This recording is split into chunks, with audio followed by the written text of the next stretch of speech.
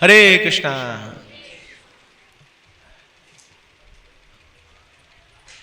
तो ब्रज की हर एक चीज, हर एक वस्तु चेतन है, कॉन्शियस है भगवान की सेवा के लिए। तो उनमें से एक चेतन चीज की आज चर्चा करते हैं। ब्रज के जो वृक्ष हैं, तो कोई साधारण वृक्ष नहीं है, वो चिंतामणि है, वो कल्प वृक्ष है। जो आप इच्छा करेंगे इन वृक्षों से वो पूर्ण हो जाएगा। तो जीव गोस्वामी पाद वो बताते हैं, जैसे कोई शालिग्राम शिला है। शालिग्राम शिला क्या है? वो पत्थर है, मगर जो उसको पत्थर मान लेता है वो उनके प्रति अपराध कर लेता है। मगर वही शालिग्राम को जो भगवान मानता है तो भगवान के पास पहुंच जाता है, केवल एक छोटे से शालिग्राम की पूजा करने से। इनफैक्ट ये बताया गया है कि जो शालिग्राम को अपने घर में रखता है तो फिर आगे चल के वो वृंदावन में वास पाता है, और जो शालिग्राम का निरादर करता है तो अपराध कर बैठता है। तो ऐसी जीव गोस्वामी बताते हैं कि एक बहुत बड़ा शालिग्राम है जिसका नाम है श्री वृंदावन। सोचिए, शालिग्राम को घर में रखने मात्र से किसी को वृंदावन मिल जाता है, तो कोई इस शालिग्राम के अंदर कोई प्रवेश कर जाए उसको कितना लाभ मिलेगा। तो ऐसे ही ये जो भूमि है ये कोई साधारण भूमि नहीं है, स्वयं शालिग्राम ये कृष्ण से अभिन्न है। भगवान का धाम, भगवान का नाम, भगवान का रूप, भगवान की गुण, भगवान की लीलाएं सब भगवान से अभिन्न है। तो ऐसे ये जो वृंदावन है ये भी कृष्ण ही है। तो जिस प्रकार कृष्ण की पूजा होती है तो ऐसी वृंदावन की भी पूजा करनी चाहिए हमें।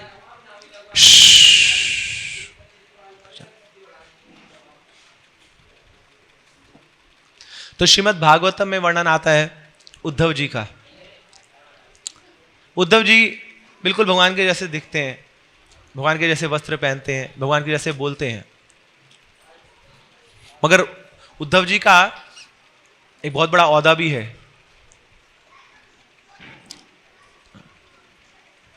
उद्धव जी साक्षात बृहस्पति के शिष्य हैं। बृहस्पति ये माने जाते हैं कि वो केवल देवी देवताओं को ही अपना शिष्य बनाते हैं, कोई भी मनुष्य को अपने शिष्य नहीं बनाते। मगर उद्धव जी मनुष्य होने के बाद भी वो बृहस्पति के शिष्य हैं। वृष्णि नाम प्रवरो मंत्री कृष्णस्य दयिता सखा, साक्षात बृहस्पति शिष्य उद्धव बुद्धि सत्महा। वृष्णि नाम प्रवरो मंत्री, उद्धव कौन है? ये मंत्रियों के मंत्री हैं। विष्णु नाम प्रवरो मंत्री, साक्षात बृहस्पति शिष्य, और साथ में बृहस्पति के शिष्य हैं। कृष्ण से दयिता सखा, कृष्ण के सखा है। सखा का क्या मतलब होता है? सह खा, ना, जिसके साथ आराम से बैठ के आप खा सकते हैं। तो उद्धव जी क्या करते थे? भगवान के साथ वहीं पे बैठ के भोजन किया करते थे। सखा सखा, तो ये उद्धव जी इतने क्लोज हैं भगवान के। तो उद्धव जी को भगवान ने भेजा ब्रज में। तो उद्धव जी को लगा कि मेरे को भगवान ने काउंसलिंग की सेवा दी है, ये जो गोपियां हैं ना इनकी काउंसलिंग करनी है। ये जो ब्रज के लोग हैं वही बड़े विरह में हैं, भगवान से दूर है ना, अभी तो कष्ट में है, विरह में है। तो मैं जाता हूं, इनको थोड़ा सिखा के आता हूं, मैंने बहुत कुछ सीख लिया है। तो जब उद्धव जी को बोला गया कि अरे आप सबसे बड़े भक्त हैं भगवान के, उद्धव जी ने बोला हाँ मुझे भी ये गलती थी, मुझे भी गलत फहमी थी कि मैं भगवान का सबसे बड़ा भक्त हूं। मगर जब मैं ब्रज में गया तो मुझे पता लगा अरे मैं कहीं स्टैंड नहीं करता हूं, मेरी कोई गति नहीं है, मैं बहुत छोटा हूं भक्ति में, अभी तो नन्ना मुन्ना सा बच्चा हूं मैं, कुछ सीखा नहीं है मैंने अभी भक्ति में। क्यों? क्योंकि ब्रज में जब गए तो वहां देखा कि अरे यहां तो एक नदी बह रही है जिसका नाम है जमुना, मगर इस नदी के साथ एक और नदी बह रही है। उस नदी को कोई जानता नहीं कहां से आई है, क्या है, क्या नाम है इसका। तो उद्धव जी ने सोचा मैं जाके पता करता हूं ये नदी कहां से आ रही है। तो उद्धव जी उस नदी के किनारे किनारे चलते गए तो नंदगांव पहुंच गए। अब नंदगांव में ऊपर पहाड़ी पे चढ़ गए, वहां से वो नदी बह रही है। तो पहाड़ी पे देखा तो वहां नंद बाबा हैं, यशोदा मैया हैं, दोनों अपने नंद आंगन में, नंद भवन के आंगन में, और रो रहे हैं, क्रंदन कर रहे हैं, और इतना रो रहे हैं, इतना क्रंदन कर रहे हैं कि उसकी नदी बन गई है। तो ये भगवान के लिए इतने पागल है, इतने उन्मत्त है ये लोग अरे इनकी बात छोड़िए, ये तो मनुष्य है।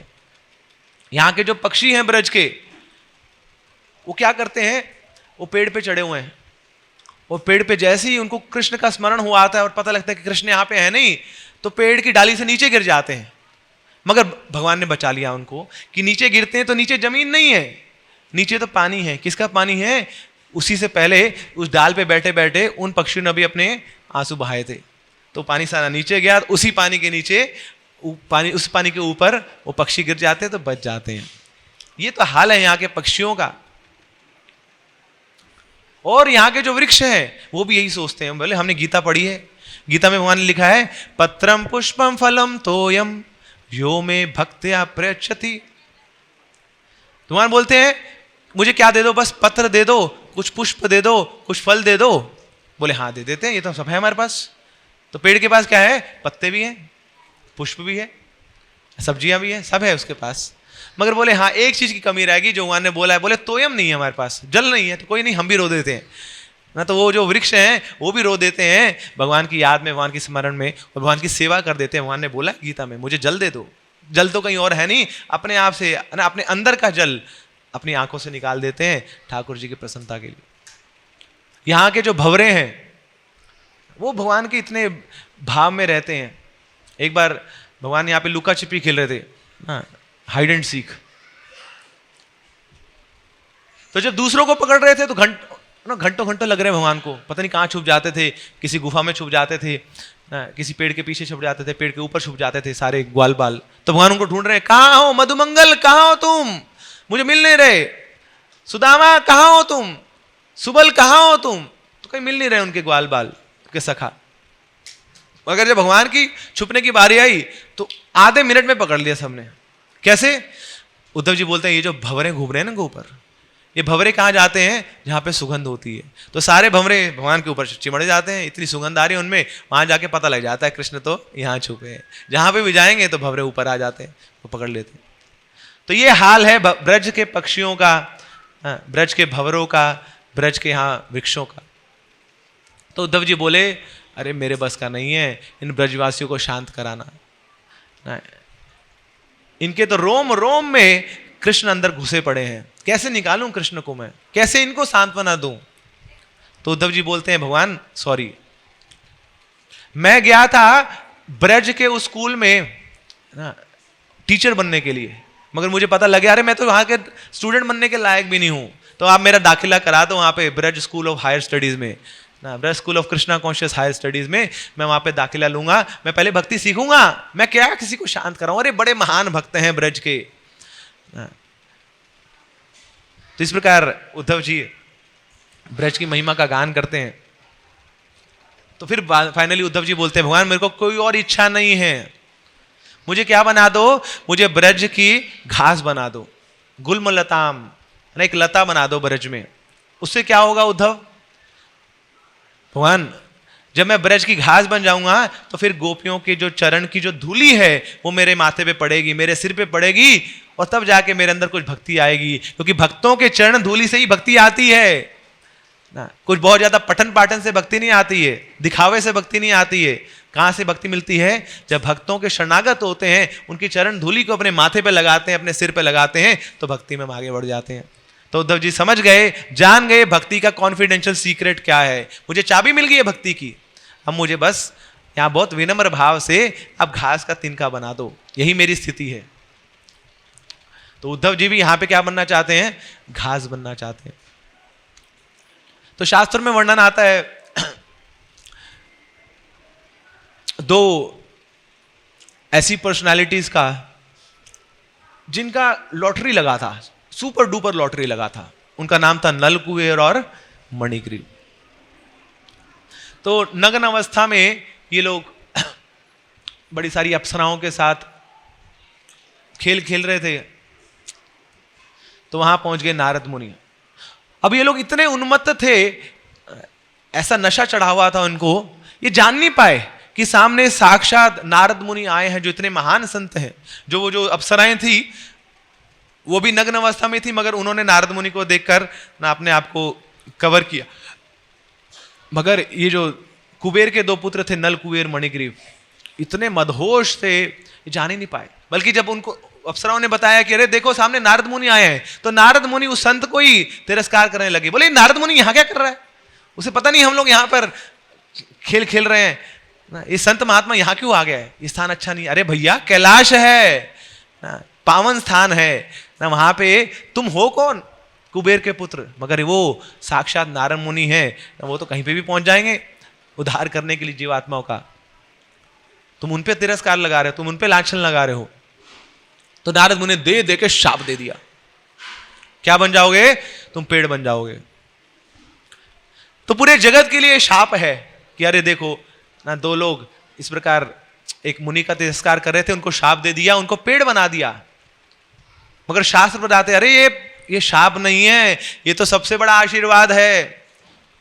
उनको इस भूलोक के अंदर जो सबसे उत्तम स्थान है भौम वृंदावन, उसके अंदर जो सबसे उत्तम स्थान है नंद भवन के आंगन में, उनको पेड़ बनने का मौका मिला है। किसको मौका मिलता है, अरे कोई कोटि कोटि जन्मों तक अपना भजन करे, ध्यान करे, यज्ञ करे, तपस्या करे, उसके बाद भी ये संभव नहीं है कि ब्रज में पेड़ बन जाए।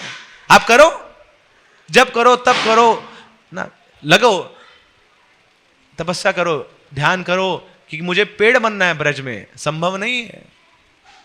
अपने भक्ति के बल पे, अपने प्रयासों के बल पे हम ब्रज में प्रवेश नहीं कर सकते।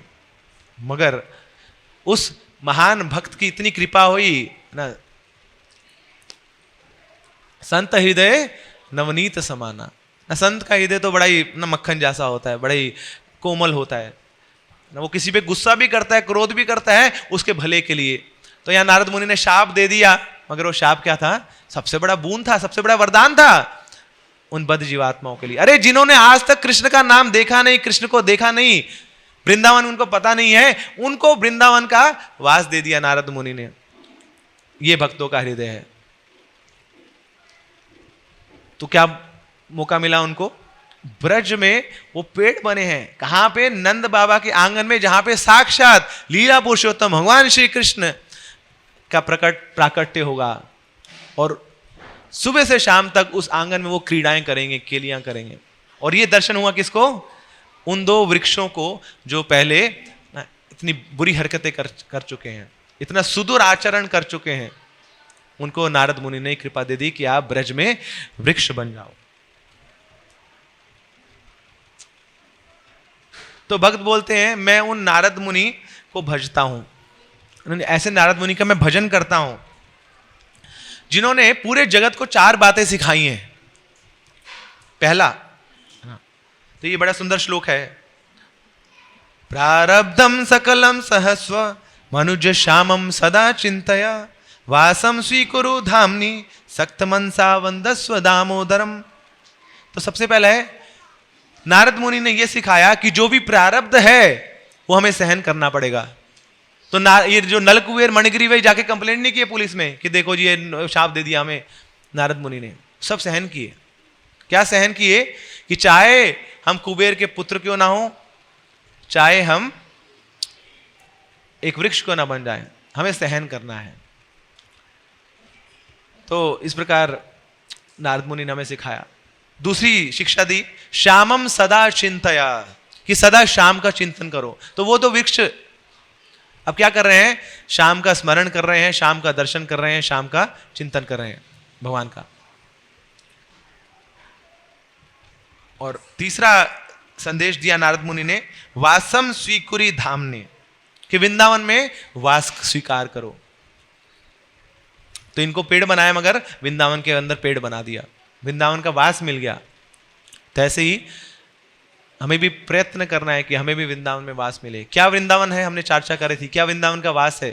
वृंदावन का वास ये मतलब नहीं है कि यहाँ पे ज्योग्राफिकली हमें अपना स्थान बदलना है, मगर जहाँ पे हम हैं, दिल्ली में रहते रहते, बंबई में रहते रहते ही भगवान को याद करना, भगवान की सेवा में लगे रहना, वो ही वृंदावन का असली वास है। और फाइनली, सक्त मनसा वंदस्व दामोदरम, ये जो दामोदर है इनको देखते इन पे झपट्टा मारना। तो जैसे ही नलकुबेर मणिग्रीव ने देखा भगवान को, तो क्या किए, सीधा झपट्टा मार दिए, उनके ऊपर जंप लगा दिए, तो वो दोनों पेड़ गिर जाते हैं दामोदर के ऊपर। दैट मीन्स भगवान की सेवा को प्राप्त करने के लिए हमेशा तत्पर रहना है, अपॉर्चुनिस्टिक रहना है हमें। जैसी सेवा है, लेट्स ग्रैब इट, तो छलांग लगानी है भगवान की सेवा के लिए। तो ये नारद मुनि का हृदय देखिए। वो नारद मुनि उनको नरक भुगा सकते थे, जन्मों जन्मों तक वहां पे सड़ा सकते थे, मगर नहीं, बोले इनको तो मैं सिखा के रहूंगा, इनको दंड दे के रहूंगा, मगर कहां दंड दूंगा? नंद बाबा के आंगन में, ब्रज की भूमि में। बेशक पेड़ बने हो, मगर वो पेड़ भी बहुत ही प्रतिभाशाली है, बहुत ही सौभाग्यशाली है, क्योंकि ठाकुर जी की लीलाओं का प्रतिदिन वो दर्शन कर पाएंगे। तो इस प्रकार ये जो वृंदावन के वृक्ष हैं वो साधारण नहीं है, वो कल्पतरु हैं, सभी की इच्छाओं की पूर्ति कर सकते हैं ये। तो ब्रज में बहुत सारे संत हुए हैं और इन संतों की बड़ी अद्भुत महिमा सुनने को मिलती है। तो ऐसे ही वृंदावन में गौड़िया संत थे जिनका नाम था गौरांग दास बाबा जी महाराज। तो ये क्या करते थे? ये भागवत सुनाते थे, मगर मनुष्यों को नहीं, ये पेड़ों के पास चले जाएंगे, ब्रज के पेड़ों के पास, और घंटों घंटों उनको भागवत सुनाते रहेंगे। जैसे इस्कॉन के भी कुछ भक्त थे, वो क्या करते थे? बुक डिस्ट्रीब्यूशन करते थे, मगर किसी को भी किताब देते तो केवल किताब नहीं देते थे, उसके साथ प्रसाद भी देते थे। तो एक बार ऐसे स्थान पे आ गए कि प्रसाद खत्म हो गया, कहीं से ला नहीं सकते थे। तो उन्होंने क्या किया? ऊपर देखा, पेड़ के ऊपर, ब्रज में थे, तो पेड़ के ऊपर फल तोड़ लिए, ठाकुर जी को ऑफर किए और वो प्रसाद के रूप में बांटने लगे। अब उनको लगा ये तो ब्रज के पेड़ हैं, नहीं कल्प वृक्ष हैं, इनसे हमने कुछ लिया है तो इनको देना भी पड़ेगा। तो क्या दे सकते हैं हम इनको ना? ये तो हमें सब कुछ देने वाले हैं, हम इनको क्या दे सकते हैं? मगर हाँ, एक चीज जरूर दे सकते हैं ना, इनका कृष्ण का स्मरण हम इनको दे सकते हैं, कृष्ण का स्मरण बना सकते हैं। तो क्या करते थे? फिर बैठ जाते थे, कृष्णा बुक निकालते थे और उन पेड़ों को कृष्णा बुक सुनाते थे। तो ऐसे ही बाबा जी थे, गौरांग दास बाबा जी महाराज। तो एक बार क्या हुआ, रात को आए सेवा करके, तो उस समय अंधेरा हो चला है। तो हर रोज रात को वृक्षों को, शाम को वृक्षों को ये भागवत सुनाते थे, मगर अब एक दिन आए तो अंधेरा हो चला है, क्या करें? कोई ज्योति नहीं है, कोई प्रकाश नहीं है, कोई लालटेन नहीं है। तो फिर वृक्ष की छांव आड़ में ही वहां विश्राम करने लगे। इतने में वो पेड़ बोलता है, बाबा क्या कर रहे हो? सो रहे हो ना? अपनी सेवा तो पूर्ण करो ना, हमें तब तक नींद नहीं आएगी जब तक हम भगवान की लीलाओं को सुनेंगे नहीं। खड़ो, सो मत अभी। तो उठा दिया उनको। अब बाबा बोले, मेरी इच्छा तो है मेरी सुनाने की, मगर कैसे सुनाऊं ना, कोई ज्योति नहीं है, कोई प्रकाश नहीं है। तो वृक्ष बोलता है, बाबा एक खोल में हाथ डालो, सब मिलेगा, कल्प वृक्ष हम सारी इच्छाएं पूर्ण करते हैं। अब आपकी इच्छा जागृत होगी है तो हम आपकी इच्छा पूर्ण करेंगे। तो जैसे ही बाबा हाथ डालते हैं वहां पे, तो वहां से वो माचिस निकलती है, मोमबत्ती निकलती है, फिर जला के फिर प्रकाश होता है, उस प्रकाश में उनको भागवत सुनाते हैं।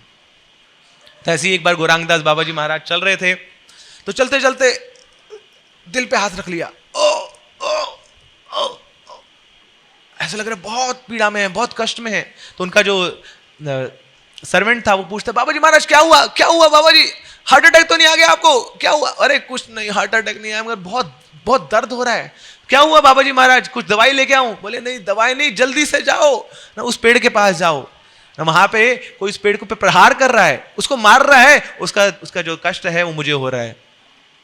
तो उनका सर्वेंट दौड़े दौड़े जाता है, तो वहां देखते हैं कि वो जो वृक्ष है उसकी एक डाल को किसी ने ऊपर की तरफ बांध दिया है।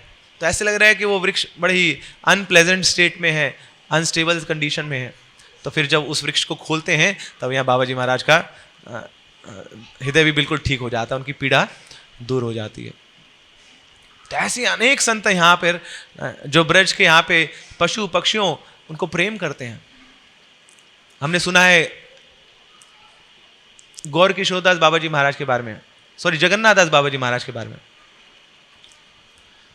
तो जगन्नाथ दास बाबा जी महाराज नवदीप में हैं, नवदीप मायापुर वृंदावन से अभिन्न है मायापुर। तो वहां पे कुछ व्यापारी बाबा जी से महाराज से मिलने आते हैं और बाबा जी महाराज को बोलते हैं, लो ना, आप भगवान के बड़े शुद्ध भक्त प्रतीत होते हैं, हमारी तरफ से भी कुछ चंदा ले लो। उनको 1 रुपया दे दिया। तो बाबा जी महाराज बोलते, अरे नहीं, मैं ये संभाल नहीं पाऊंगा, ना इस 1 रुपए का भार मैं संभाल नहीं पाऊंगा, मैं क्या करूंगा इसका ना। वो तो पूर्ण निवृत्त थे, भगवान के ऊपर पूर्ण निर्भर थे, पूर्ण रूप से आसक्त थे भगवान के ऊपर, कोई इच्छा नहीं थी, कोई भौतिक इच्छा थी नहीं। बोले क्या करूंगा 1 रुपए का, उस समय का 1 रुपया सोचिए ना करोड़ों रुपए के बराबर होता होगा। बोले नहीं चाहिए मुझे, मगर वो बोले नहीं बाबा जी आपको लेना पड़ेगा, तो ले लिया उन्होंने। फिर जब वो चले गए तो बाबा जी महाराज अपने सर्वेंट को बुलाते हैं, बोले जाओ और जाके रसगुल्ले लेके आओ। तो सर्वेंट भी सोचता रहे, उसके सामने बाबा जी महाराज बोल रहे हैं, बोले कि कुछ नहीं चाहिए हमें, बहुत भारी है, और जाने के बाद रसगुल्ले मंगवा रहे हैं। बोले लेके आओ रसगुल्ले लेके आओ। तो उनका सर्वेंट रसगुल्ले लेके आता है। फिर बाबा जी महाराज बोलते हैं चलो अब हम चलते हैं। कहाँ चलते बाबा जी महाराज, खाएंगे नहीं क्या रसगुल्ले? बोले हाँ खाएंगे, नहीं खिलाएंगे। किसको खिलाएंगे? ये जो धाम के जितने भी कुत्ते हैं उनको बुलाओ, उनको हम रसगुल्ले खिलाएंगे। ये ब्रजवासी हैं, ये धामवासी हैं, इनकी सेवा करो। तो सब क्या किया, सारे रसगुल्ले बांट दिए, जितने भी कुत्ते थे धाम के उनको रसगुल्ले खिलाए, सबकी पार्टी हो गई। तो ये भाव है संतों का, महात्माओं का। ऐसी ब्रज में एक और बाबा जी थे कीर्तनीय बाबा। तो उनका दैनिक नियम था कि वृक्षों के ऊपर वो राधा नाम लिखते थे। कभी राधा नाम लिख देंगे, राधा लिख देंगे, कभी लिख देंगे राधा नाम कभी मत भूलो, कृष्ण नाम कभी मत भूलो। आप अभी देखेंगे ना, अभी बड़े सारे वृक्षों में लिखा होता है ना, राधा नाम लिखा होता है।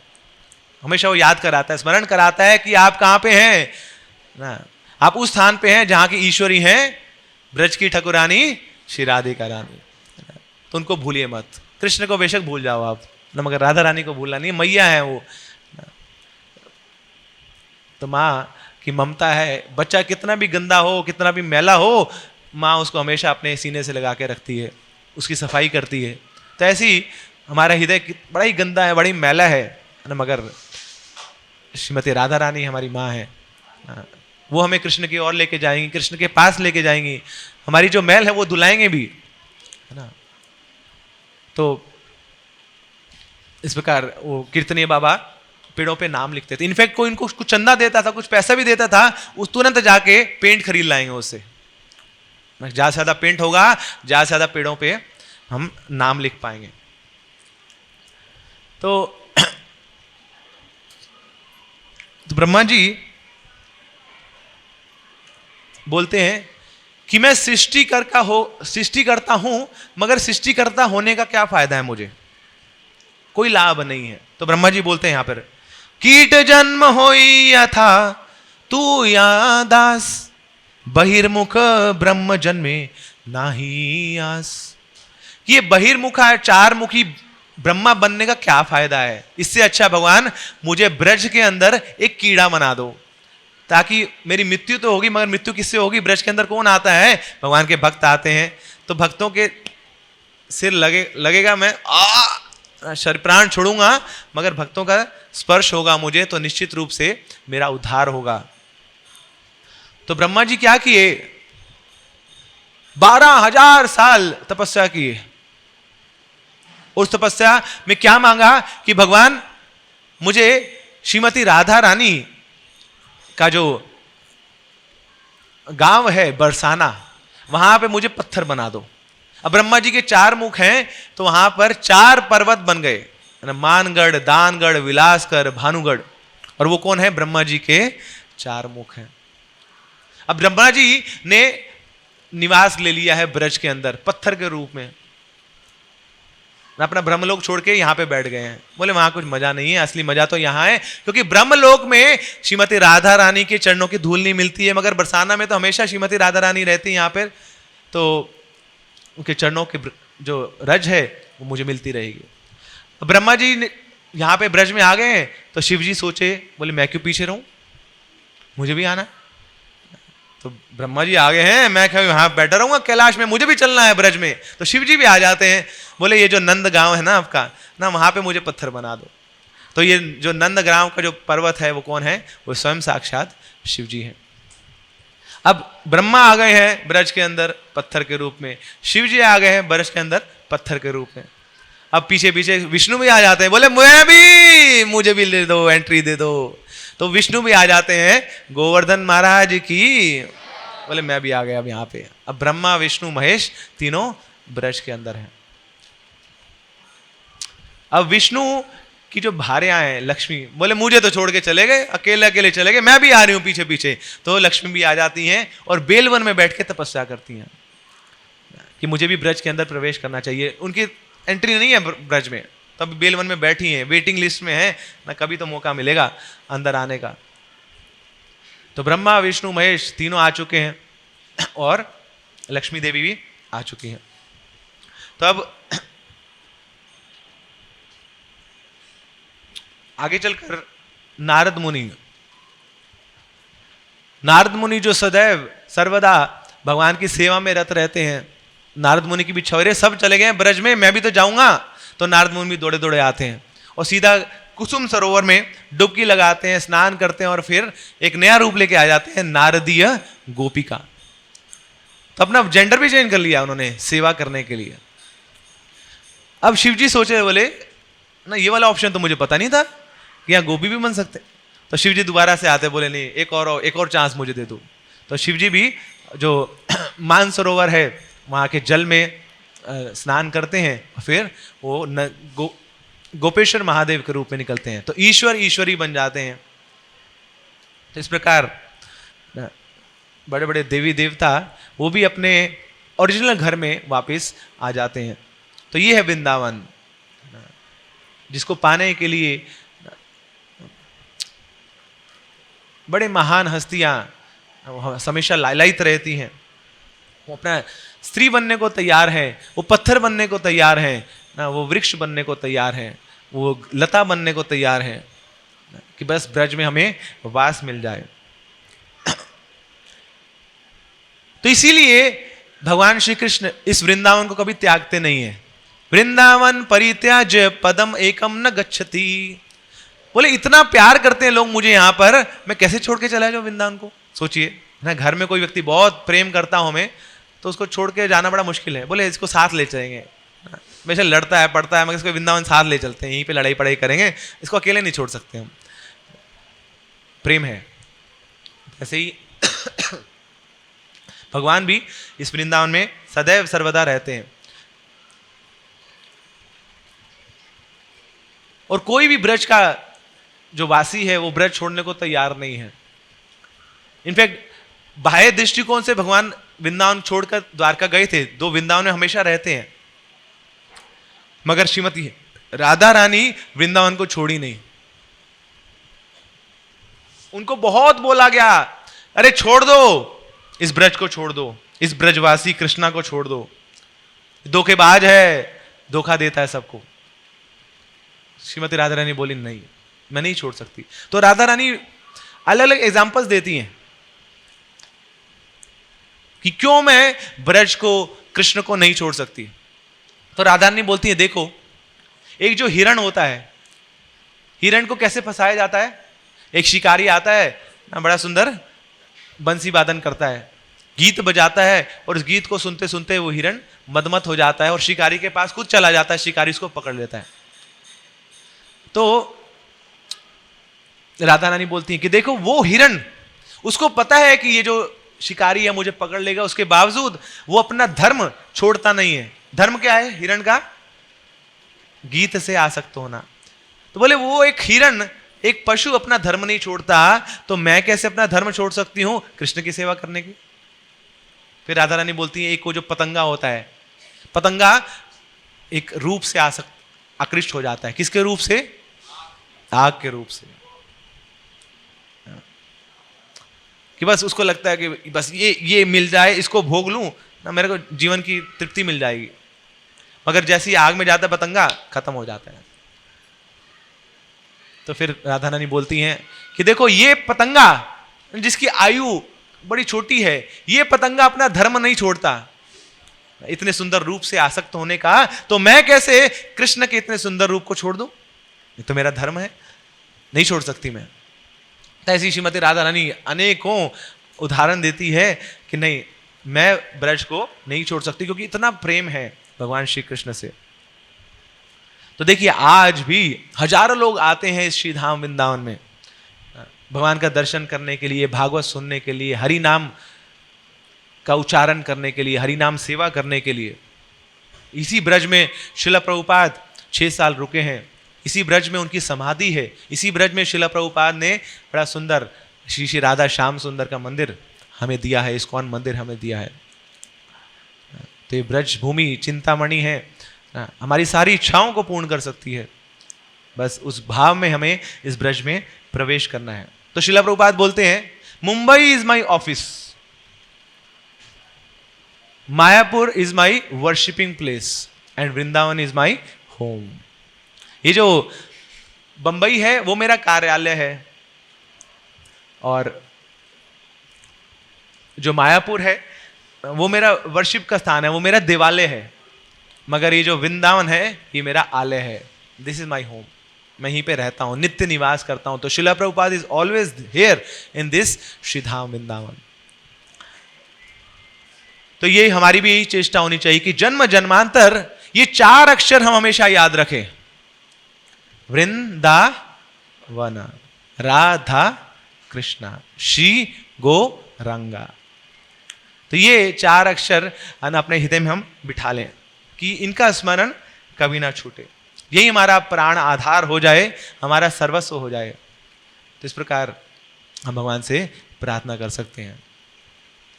तो भगवान से प्रार्थना करते हैं, उनके भक्तों से प्रार्थना करते हैं, इसलिए तो श्रील प्रभुपाद ने हमें तुलसी आरती दी है। जे तुम्हारे शरण लोय तार वांछ पूर्ण हो, कृपा करी करो तारे वृंदावन वासी। हे तुलसी महारानी, आप सब अरेंज करती हैं, हे वृंदा देवी आप ब्रज में सारी लीलाएं अरेंज करती हैं, है ना, कौन सा व्यक्ति कहाँ पे होना चाहिए, किस सेवा में होना चाहिए, आप ही डायरेक्टर हैं। तो मैं आपसे प्रार्थना करता हूँ कि इस प्यादे को भी भगवान की सेवा में लगा दीजिए, कहीं ना कहीं मुझे भी एक छोटा सा कुछ कंट्रीब्यूशन दे दीजिए, ताकि मैं भगवान की सेवा में लग पाऊँ। श्री श्री वृंदावन धाम की, ब्रजभूमि श्री वृंदावन धाम की, save the whole world Jagat Guru Srila Prabhupada की जय। Hare Krishna. Thank you very much. तो आशा है कि आपकी जो यात्रा है वो सुख में रही होगी, आनंद में रही होगी, कृष्णा कॉन्शियस रही होगी, हमारा जो भगवान के प्रति जो भाव है वो और प्रगाढ़ हुआ होगा। तो इस भाव को हमें यहाँ पे छोड़ के नहीं जाना है, इसको दिल्ली साथ लेके जाना है। तो जैसे हमने बताया था, वृंदावन का मतलब क्या है? वृंदावन मतलब भगवान श्री कृष्ण को देना, वृंदा, है ना, भगवान के प्रेम को सबको बांटना। तो वापस दिल्ली जाएं तो ये जो यादें हैं जो आप संजो के लेके जा रहे हैं, इनको बांटिए, भगवान के बारे में बताइए लोगों को, जिस जिस मंदिर में गए थे उनके बारे में बताइए। और अगली बार आप जब वृंदावन में आए, है ना, तो अकेले मत आइएगा, कुछ लोगों को साथ लेके आइएगा। तो ये प्रण लेके जाइए। इनफैक्ट इस ब्रज भूमि से प्रार्थना करनी चाहिए, जब भी आप जाएंगे यहाँ से उससे पहले यहाँ पे प्रणाम कीजिए। इनफैक्ट ये भी बोला जाता है कि जब भी ब्रज में प्रवेश करें और ब्रज से बाहर जाएं, ब्रज भूमि को प्रणाम कीजिए। कितने लोगों ने प्रणाम किया था जब आप आए थे? बोले नहीं, हम तो गिर गए थे जी, बस प्रणाम हो गया था। हाँ, तो इंटेंशनली ये जान के कॉन्शियसली ये ब्रज भूमि है, तो प्रणाम करिए और जाते हुए भी प्रणाम कीजिए, और जाते हुए प्रार्थना कीजिए कि जिस प्रकार आपने अभी बुलाया है ऐसे ही बार बार बुलाते रहें। वृंदावन में entry is only by invitation, अपने आप नहीं आ सकते आप। तो प्रयास कीजिए कि भगवान श्रीमती राधा रानी आपको न्योता भेजें ताकि आप अगली बार आएँ। मगर बोले 2-3 और कार्ड दे देना मुझे ना, अकेले नहीं आना चाहता, 2-3 लोग और भी बांटना है तो उनको भी बांट के आएंगे। हरे कृष्णा। श्री धाम वृंदावन की ओके।